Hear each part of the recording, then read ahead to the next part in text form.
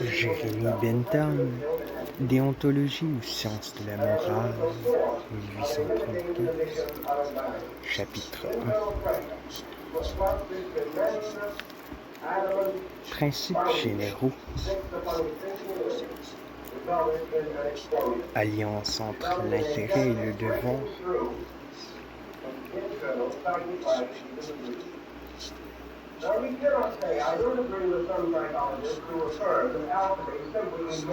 Celui qui prend la parole dans une assemblée délibérante se met en quelque sorte hors de ligne et s'attribue une supériorité véritable sur son auditoire. De même, celui qui, dans la République des lettres, se résout à prendre rang parmi les écrivains, celui-là se distingue par cela même de la foule des lecteurs, et tous deux assumant une grande responsabilité. La différence est que toute erreur dans laquelle sera tombé l'orateur pourra être à l'instant relevée, tandis que dans cet auditoire fictif, et qui ne s'assemble jamais, qui constitue le tribunal de l'opinion, le redressement de l'erreur n'est jamais immédiat. À l'abri, pour la plupart du temps, de toute contradiction, l'écrivain est exposé à s'exprimer avec une assurance que ne justifie pas sa position. Il y a des motifs pour qu'il ne donne pas à ses doctrines et à ses principes l'appui de raisons suffisantes dont la production lui imposerait un surcroît de travail et dont le développement exigerait un exercice additionnel de force intellectuelle. Le législateur légal, malgré l'étendue de ses pouvoirs, est moins despotique dans son langage que l'écrivain qui se constitue son chef législateur.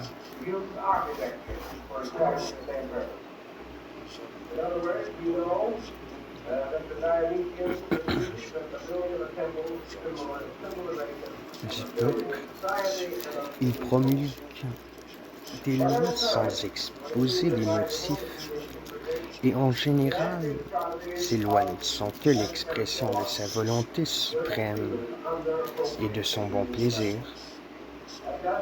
En effet, il est malheureux que les hommes abordent la discussion de questions importantes, déterminés d'avance sur la solution qu'ils leur donneront. On dirait qu'ils se sont préalablement engagés envers eux-mêmes à trouver bon certains actes, certains autres mauvais, avant de condamner un acte.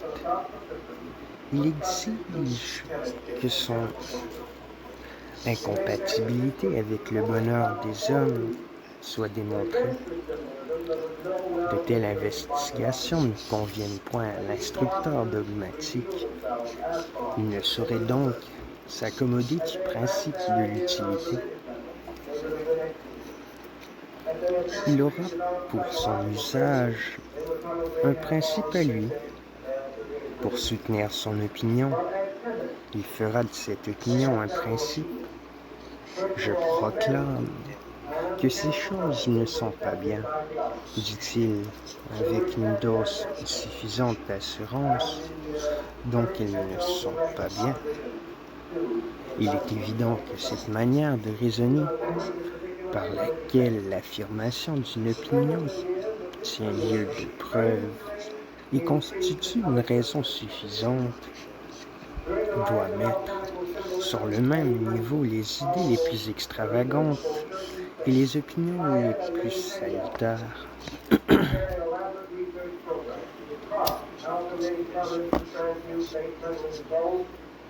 Et il faudra désormais apprécier la vérité ou la fausseté d'une opinion par le degré de violence avec lequel on la soutient et par le nombre de ses sectateurs. Mais si la violence constitue un moyen d'appréciation, comme l'intensité d'une conviction ne peut se mesurer que par son influence sur les actions, il en résultera que celui qui renverse son adversaire est meilleur logicien que celui qui se borne à une prédication véhémente.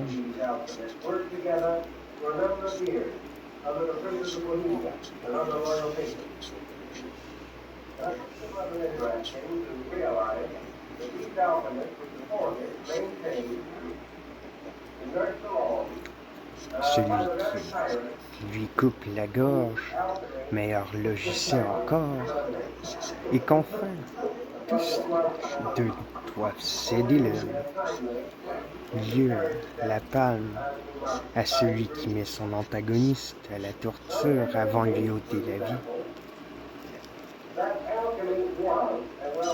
En sorte que la moralité d'une opinion sera raison directe du degré de persécution employé pour la soutenir, et qu'à ce compte, le type le plus parfait de la vérité et de la raison, ce sera l'Inquisition. Si c'est le nombre qui doit décider, le christianisme devra céder le champ de bataille à l'idolâtrie, et la vérité et la morale seront dans un état perpétuel d'oscillation entre les majorités et les minorités qui changent avec toutes les vicissitudes des choses humaines.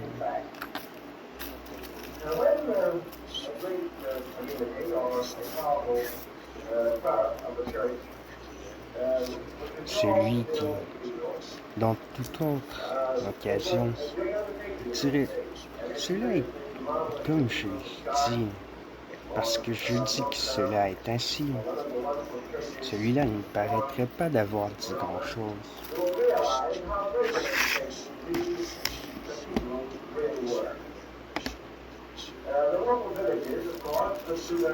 Mais en matière de morale, on a écrit de gros volumes dans les auteurs. De la première page jusqu'à la dernière, répète ce raisonnement, et rien de plus. Toute la puissance de ces livres, toute leur prétention logique, consiste dans la suffisance de l'écrivain et dans la différence implicite de ses lecteurs, avec une dose convenable de ces ingrédients.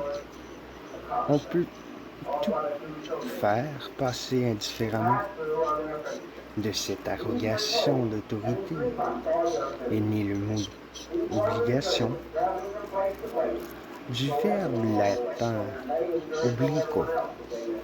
Je lis terme vague, nuageux, dont tant de volumes écrits sur la matière n'ont pu dissiper encore l'obscurité qui a continué et qui continuera, aussi épaisse, jusqu'à ce qu'en sous chaos vienne luire le flambeau de l'utilité, avec ses peines et ses plaisirs, et les sanctions et les motifs qui en découlent.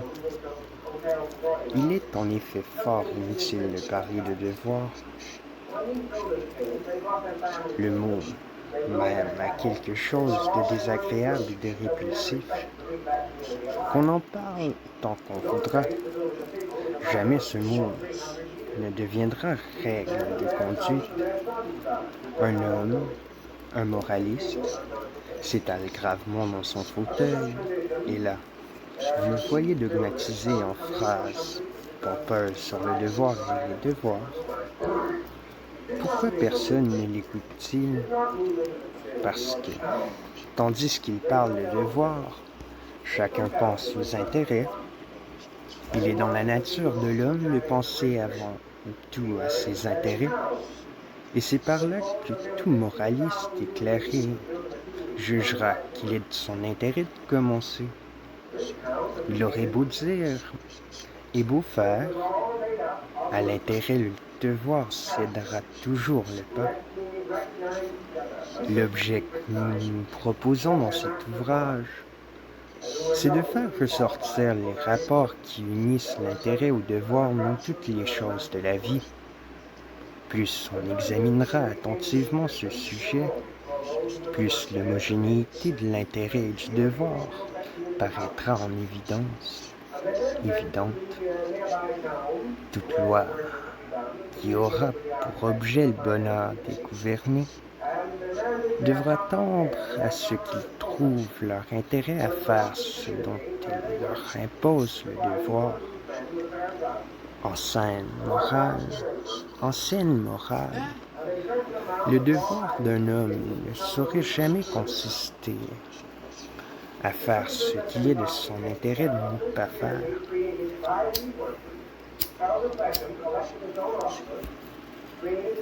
La morale lui enseignera à établir une juste estimation de ses intérêts et de ses devoirs. Et en les examinant, il apercevra leur coïncidence. On a coutume de dire qu'un homme doit faire à ses devoirs le sacrifice de ses intérêts.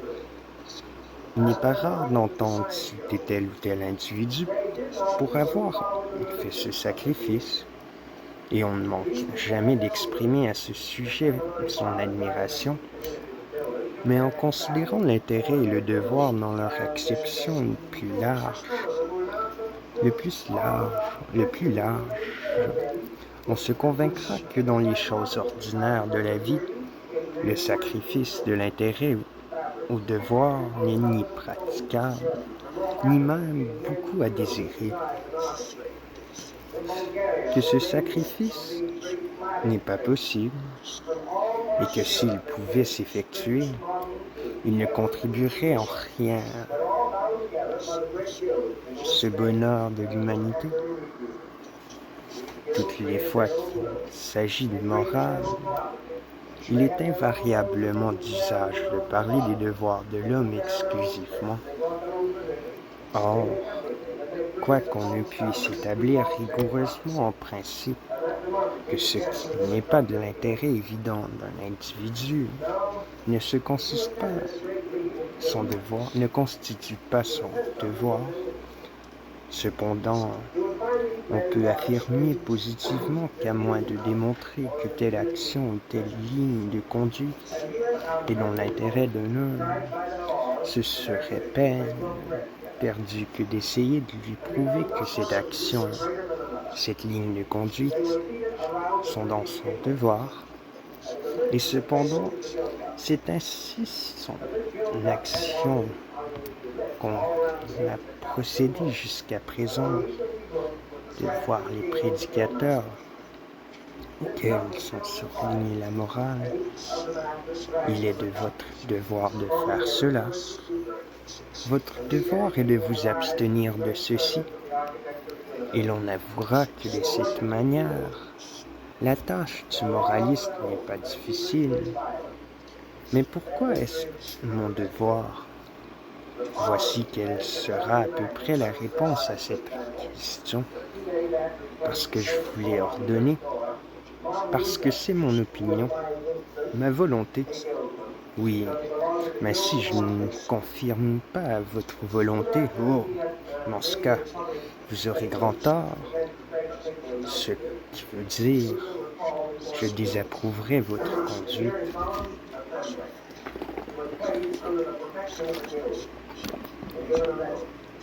Il est certain que tout homme agit en vue de son propre intérêt. Ce n'est pas qu'il voit toujours son intérêt là où il est véritablement, car par là, il obtiendrait la plus grande somme de bien-être possible. Et si chaque homme, agissant avec connaissance de cause dans son intérêt individuel, obtenait la plus grande somme de bonheur possible, alors l'humanité arriverait à la suprême félicité et le but de toute morale, le bonheur universel serait atteint. La tâche du moraliste éclairé est de démontrer qu'un acte immoral est un faux calcul de l'intérêt personnel et que l'homme vicieux fait une estimation erronée des plaisirs et des peines. S'il n'a fait cela, il n'a rien fait. Car, comme nous l'avons dit plus haut, il est dans la nature des choses qu'un homme s'efforce d'obtenir ce qu'il croit devoir lui procurer la plus grande somme de jouissance. En écrivant cet ouvrage, nous avons pour objet le bonheur de l'humanité, le bonheur de chaque homme en particulier, ton bonheur, lecteur, et celui de tous les hommes. Ce que nous nous proposons, c'est d'étendre le domaine du bonheur partout où respire un être capable de le goûter. Et l'action d'une âme bienveillante n'est pas limitée à la race humaine, car si les animaux que nous appelons inférieurs n'ont aucun titre à notre sympathie, sur quoi s'appuieraient donc des titres de notre propre espèce? La chaîne de la vertu en serre la création sensible tout entière. Le bien-être que nous pouvons départir aux animaux est intimement lié à celui de la race humaine, et celui de la race humaine est inséparable du nôtre. Il serait, certes, grandement à désirer que quelques moralistes bienfaisants prient les animaux sous sa protection et revendiquèrent leur droit à la protection des lois et à la sympathie des hommes vertueux. Ce vœu est peut-être prématuré aujourd'hui qu'une portion considérable de la race humaine est encore exclue de l'exercice de la bienfaisance et traitée comme des animaux inférieurs, non comme des personnes, mais comme des choses. Les animaux, il est vrai, n'ont qu'une puissance d'action fort limitée sur la sensibilité humaine, que peu de moyens de faire éprouver à l'injustice et à la cruauté de ces actes que font le châtiment qui leur est dû, et moins encore de donner à l'homme, par la communication du plaisir, la récompense de son humanité et de ses bienfaits. Nous leur ôtons la vie, et en cela nous sommes justifiables. La somme de leur souffrance n'égale pas celle de nos jouissances. Le bien excède le mal, mais pourquoi les tourmenter? Pourquoi les torturer? Il serait difficile de dire par quelle raison ils seraient exclus de la protection de la loi. La véritable question est celle-ci. Sont-ils susceptibles de souffrance? Peut-on leur communiquer du plaisir? Qui se chargera de tirer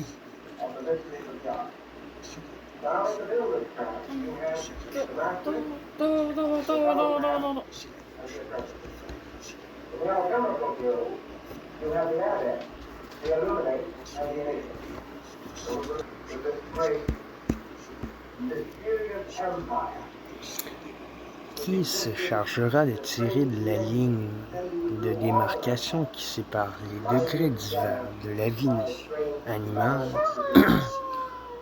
en commençant par l'homme et descendant de proche en proche jusqu'à la plus humble créature, capable de distinguer la souffrance de la jouissance? La distinction sera-t-elle établie par la faculté de la raison ou celle de la parole?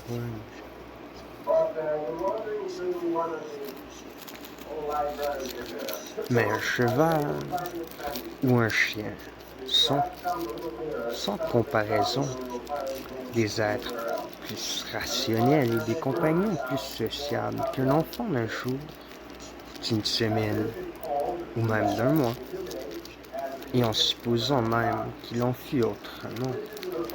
Quelles conséquences en tirer? La question n'est pas peuvent-ils raisonner, peuvent-ils parler, mais peuvent-ils souffrir? Mais de tous les êtres sensibles,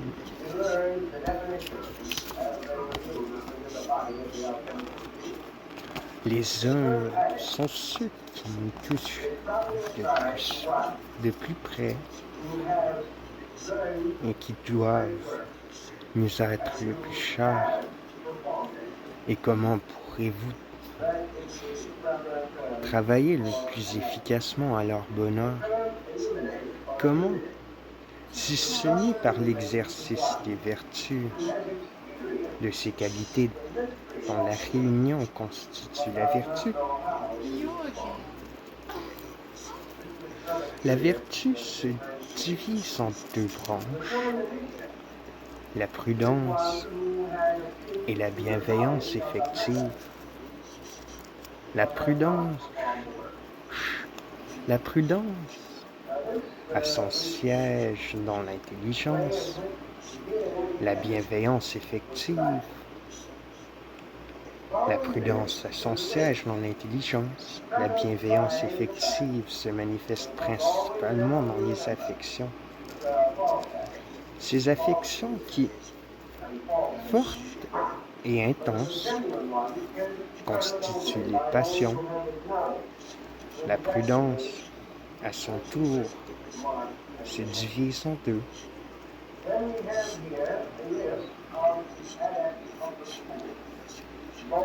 Celle qui se rapporte à nous, ou la prudence personnelle, celle, par exemple, qu'aurait pu exercer le prototype Robinson Crusoe, le matelot Alexandre Selkirk, dans son île déserte, et celle qui se rapporte à autrui, et qu'on peut appeler prudence extrapersonnelle. La bienveillance effective est ou positive ou négative. Elle s'exerce par l'action ou par l'abstinence d'action. Elle a pour objet ou une augmentation de plaisir ou une diminution de peine. Pour qu'elle opère d'une manière positive, par la production du plaisir, il faut posséder tout à la fois la puissance et la volonté. Quand elle opère négativement en s'abstenant d'agir, la volonté est seule nécessaire. Il y a des limites à la puissance de l'action bienveillante. Il n'y en a pas à la puissance de l'abstinence bienveillante.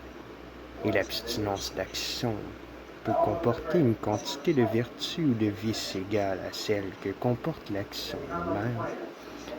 Il est des cas où l'homme qui s'est abstenu de ce que son devoir lui prescrivait de faire pour empêcher un meurtre a tout autant mérité le châtiment réservé à l'homicide que le meurtrier lui-même. Il est triste de penser que la somme de bonheur qui est au pouvoir d'un homme, même plus puissant, de produire est petit comparé à la somme de maux qu'il peut créer par lui-même ou par autrui. Non que, dans la race humaine, la proportion du malheur excède celle du bonheur, car la somme du malheur étant limitée en grande partie par la volonté de celui qui souffre, il a presque toujours à sa disposition des moyens d'alléger ces maux. Mais la tendance de la bienveillance effective est de s'accroître par l'exercice. C'est un trésor. Plus nous y puisons pour en verser les richesses sur ceux qui nous entourent, plus nos richesses se multiplient, notre opulence s'accroît en raison de la consommation que nous faisons de nos trésors. Celui qui s'assure un plaisir ou qui s'évite une peine contribue à son bonheur d'une manière directe. Celui qui assure un plaisir ou évite une peine à autrui contribue indirectement à son bonheur propre. Qu'est-ce que le bonheur? C'est la possession du plaisir avec exemption de peine. Il est proportionné à la somme des plaisirs goûtés, des peines évitées. Et qu'est-ce que la vertu? C'est ce qui contribue le plus au bonheur, ce qui maximise les plaisirs et minimise les peines. Le vice, au contraire, c'est ce qui diminue le bonheur et contribue au malheur. La première loi de notre nature, c'est de désirer notre propre bonheur. Les voies réunies de la prudence et de la bienveillance effective se font entendre et nous disent « Travaillez au bonheur des autres. Cherchez votre propre bonheur dans les bonheurs d'autrui. » La prudence, dans le langage ordinaire, est l'adaptation des moyens à une fin donnée. En morale, cette fin, c'est le bonheur.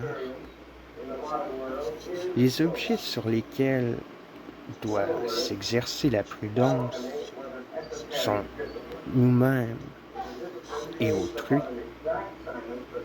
Nous-mêmes comme instruments, autrui comme instrument aussi de notre propre félicité.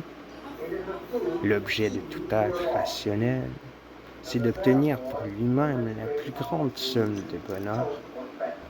Chaque homme est à lui-même plus intime et plus cher qu'il ne peut l'être à tout autre, et nul autre que lui ne peut lui mesurer ses peines et ses plaisirs.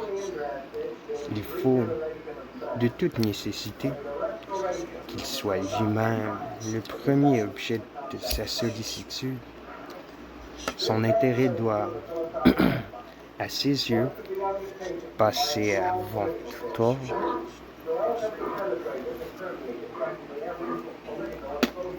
Et en y regardant de près, il n'y a dans cet état de choses rien qui fasse obstacle à la vertu et au bonheur. Car comment obtiendra-t-on le bonheur de tous dans la plus grande proportion possible, si ce n'est à la condition que chacun en obtiendra pour lui-même la plus grande quantité possible? De quoi se composera la somme du bonheur total, si ce n'est des unités individuelles? Ce que demandent la prudence et la bienveillance, la nécessité en fait une loi. La continuation de l'existence elle-même dépend du principe de la personnalité. Si Adam s'était plus soucié du bonheur d'Ève que du sien propre, et qu'en même temps, Ève ait subordonné son bonheur à celui d'Adam, Satan puisse épargner les frais d'une tentation. De mutuelle misère eussent détruit tout avenir de bonheur, et la mort de tous deux mise à l'histoire de l'homme une prompte conclusion. Quelle déduction importante tirerons-nous de ces principes? Sont-ils immoraux dans leurs conséquences? Loin de là, ils sont au plus haut point philanthropiques et bienfaisants, car comment un homme pourra-t-il être heureux si ce n'est en obtenant l'affection de ceux dont dépend son bonheur? Et comment pourra-t-il obtenir leur affection si ce n'est en les convainquant qu'il leur donne la sienne en retour? Et cette conviction, comment la leur communiquer? si ce n'est en leur portant une affection véritable. Et si cette affection est vraie, la preuve s'en trouvera dans ses actes et dans ses paroles.